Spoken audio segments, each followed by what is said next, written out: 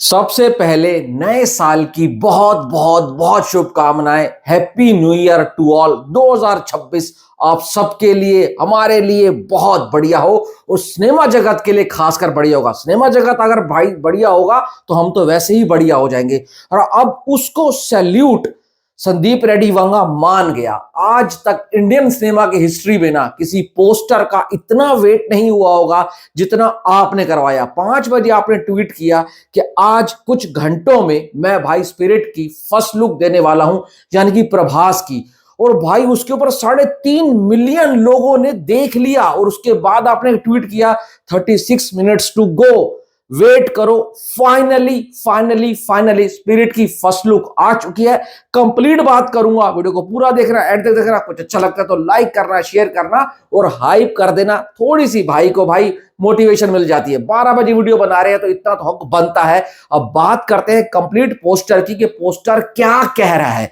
देखो, ये संदीप रेड्डी वांगा है। संदीप रेड्डी वांगा का हीरो कोई नॉर्मल हीरो नहीं होता, वो हीरोइज्म से भरपूर होता है। और उसके आसपास लड़कियां जो होती है ना, वो भी बहुत सिजलिंग हॉट लगती है। सबसे पहले तृप्ति डिमरी की लुक जो आई है, वो बंदी भी एकदम कड़क और मसालेदार लग रही है, सॉलिड फील दे रही है। अब बात करते हैं प्रभास की।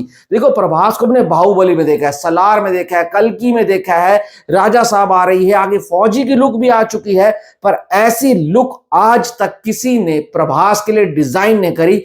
करली हेयर और लॉन्ग हेयर है, और अगर आप बॉडी देखोगे ना तो पूरी रगड़ है, रगड़ लीन करी हुई है बॉडी। और उस बॉडी के ऊपर स्कार्स है, मतलब कि सड़क के ऊपर घसीटे मारते हुए आया है। और अगर आप देखोगे पूरी उसकी पीठ के ऊपर तो यहां पट्टी है, यहां पट्टी है, फोरहेड के ऊपर हल्का सा यहां पर बैंडेज लगी हुई है। और बंदा फिर भी स्टाइल में है।